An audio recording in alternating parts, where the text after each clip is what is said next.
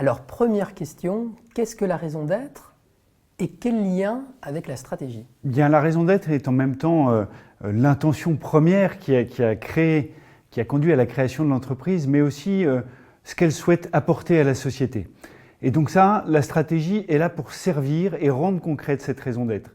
Alors une stratégie, elle se construit, c'est une allocation de moyens qui se construit en fonction de l'environnement concurrentiel, réglementaire, et donc c'est conjoncturel. La raison d'être, elle en revanche, est intangible et pérenne. Donc chacune des stratégies va pouvoir s'adapter pour servir cette raison d'être. Et comme ça peut nécessiter des renoncements stratégiques, il est extrêmement important que cette raison d'être soit portée au plus haut de la direction générale et de la gouvernance. La raison d'être, c'est finalement ce qui donne du sens à l'ensemble des activités de l'entreprise.